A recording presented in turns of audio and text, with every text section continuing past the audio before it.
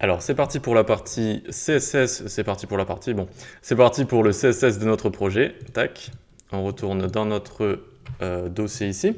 Donc pour commencer, on va aller dans notre body. Comme d'hab, on enlève le margin et le padding. Voilà. Ensuite, on va aller dans notre HTML. Donc on va prendre plutôt l'élément HTML, on va lui mettre box sizing border box. Donc ça, voilà, ça devrait être une habitude pour vous. C'est pour compter le padding et le margin dans le calcul des longueurs et des largeurs de nos éléments. Alors ensuite, on va cibler l'intro conteneur.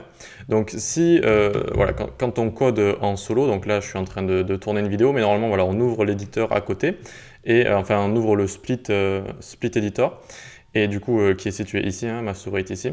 Et du coup on peut facilement ensuite aller cibler les classes qu'on a envie, etc. C'est plus facile, d'accord? Donc si vous voulez, je vais le mettre en petit ici, voilà, on va réduire ça. Et on va le mettre en petit, comme ça je peux en même temps un peu vous montrer de quoi on parle. Donc maintenant on va s'occuper de l'intro conteneur, donc celui qui englobe tout. Hop, tac, tac, tac. Donc intro conteneur. On va lui mettre une position absolute, un z-index de 2, donc z-index qui permet de faire des couches avec des éléments au-dessus des autres et en dessous des autres. Donc ensuite on va lui mettre left 0, right 0, bottom 0, et top 0, donc ça sert à lui faire prendre tout l'espace. En fait, on le met à 0 en haut, en bas, à gauche, à droite. Du coup, il va prendre toute la fenêtre, d'accord? Ensuite, le BG, le background, on va lui mettre 1, 4, 1, 4, 1, 4. Voilà, donc une sorte de noir. Transition, on va lui mettre all, 0.4 secondes, linéaire. Voilà, donc pour que ce soit une transition linéaire. Et le overflow, tout ce qui va dépasser, on le cache avec hidden. Ok? Donc pourquoi on lui met left 0, right 0, bottom 0, etc. C'est parce qu'ensuite en fait on va réduire avec GreenSock, on va réduire la taille de l'écran avec une petite animation, et du coup on va jouer sur ces propriétés ici. Donc là vous voyez, ça prend toute la place avec cette petite couleur noire un poil clair. Un poil plus clair que du noir classique. Ensuite donc on va aller en dessous, on va faire point conteneur menu. Hop, on va juste le display flex. Voilà, donc on utilise Flexbox, pardon. Donc tous les éléments de notre menu vont être les uns à la suite des autres, c'est ce qu'on veut, donc c'est très bien. Maintenant on va s'occuper d'eux avec la classe qu'ils ont en commun, donc avec la classe item. Item, on va leur mettre flexGrow1, et donc ils vont tous se partager l'espace disponible de manière égale, d'accord? Ils vont avoir chacun une part du gâteau égale, de l'espace disponible, quoi. Ensuite, donc TextAlign, on lui met center, margin top, marge top. Hop.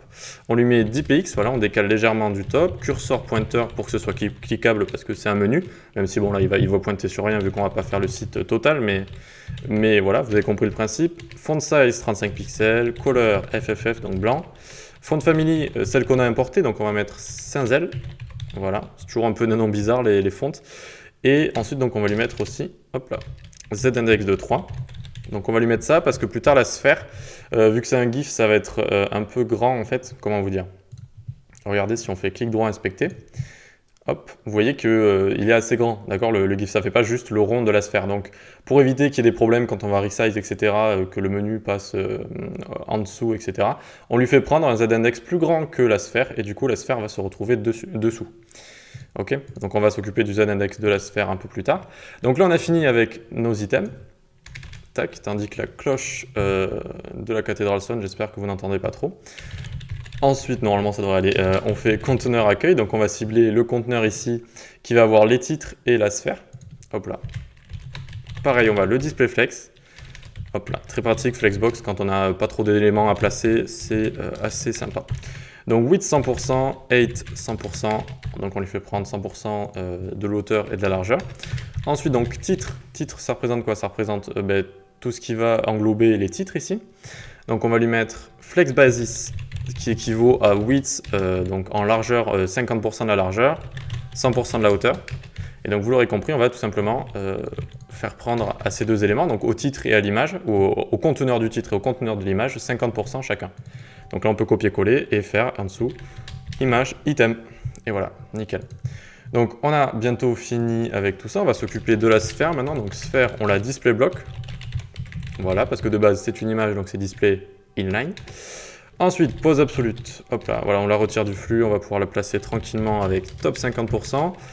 La fameuse technique transform translate 50%, moins 50%, moins 50%. Donc on va la centrer. hop, et faire z-index de 2. Donc vous voyez z-index de 2 qui est plus petit que z-index de 3 ici, donc s'il y a un conflit entre le menu et la sphère, elle passera en dessous. Alors voyons voir un peu ce que ça nous donne. Ok, très bien. Donc on voit que notre sphère elle est bien au milieu. Pourquoi elle est au milieu alors que dans l'exemple que je vous ai montré elle va être plutôt vers la droite? C'est parce qu'en fait elle va partir du milieu, on va la faire scale, on va la faire grossir du milieu d'abord, on fait un petit temps d'arrêt et hop on va la pousser ensuite à droite pour quand elle sera vraiment placée. Mais au début elle va devoir partir d'ici, donc pour l'instant elle est ici, tout est normal. Ensuite on descend, on va s'occuper de notre H1, donc H1, hop. Couleur, on va lui mettre une sorte de blanc cassé, F1, F1, F1, voilà, pose relative. Word wrap, vous connaissez peut-être pas none, tout simplement quand on va réduire, même si le titre touche un des bords de son conteneur, eh bien il ne va pas, les mots ne vont pas passer en dessous, d'accord? Voilà, donc c'est pour éviter que les mots se break. Ensuite, font size, on lui met 160 px. Letter spacing, hop, on va lui mettre 10 px, donc letter spacing, l'espace entre les lettres. Hop là, white space, no wrap, nickel. Font family, on va lui mettre celle qu'on a importée aussi, Cinzel. Alors, Cinzel, voilà. Et on va le placer, lui, en top 33%. 33, pas 35, 33%. Hop. Left, 65%. Et transform translate, moins 50% sur, de lui-même sur X et moins 50% de lui-même sur Y.